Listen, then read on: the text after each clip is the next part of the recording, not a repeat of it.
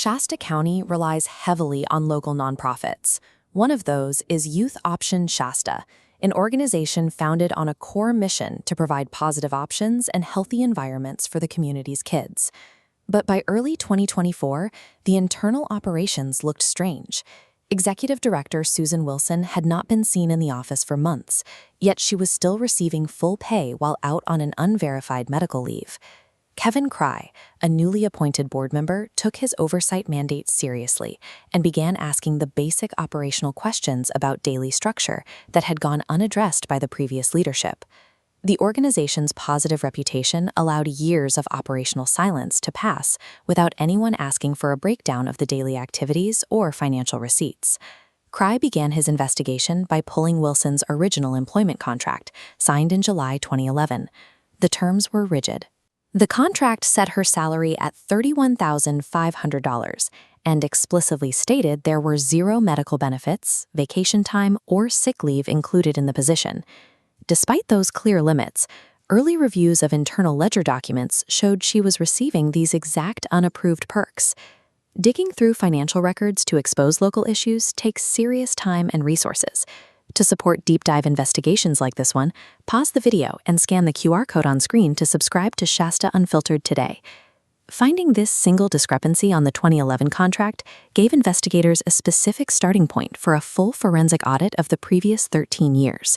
Using a search warrant, Anderson police investigators obtained over a decade of pay stubs to conduct a forensic breakdown of the organization's actual spending.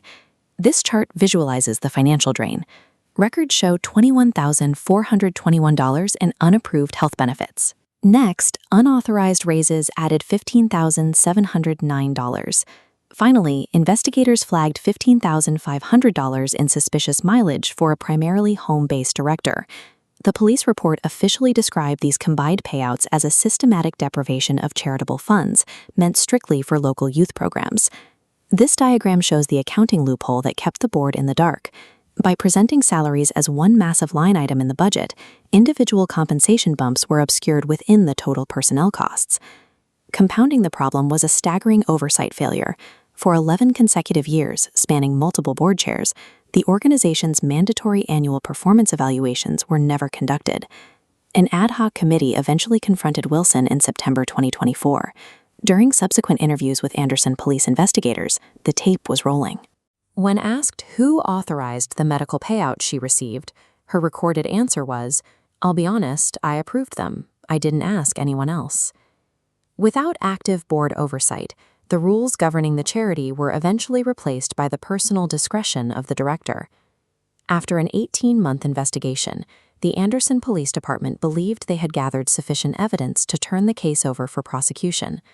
However, the Shasta County District Attorney ultimately decided to drop the embezzlement and grand theft charges. This graphic illustrates the prosecutor's specific dilemma.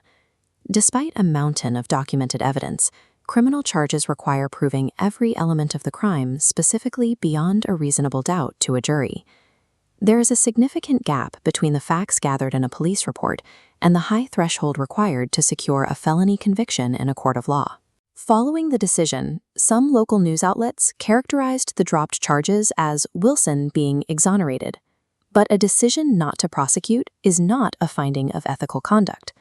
The Anderson Police Department's official conclusion remains clear. They categorized her actions as a breach of the organization's trust and a deprivation of its intended charitable use. Safeguarding taxpayer and donor money requires board members who refuse to rely on assumptions and are willing to ask for documentation. If you value this kind of accountability reporting, make sure to like this video, share it, subscribe to the channel, and visit ShastaUnfiltered.com. True community accountability is determined by those willing to follow the paper trail to the end, regardless of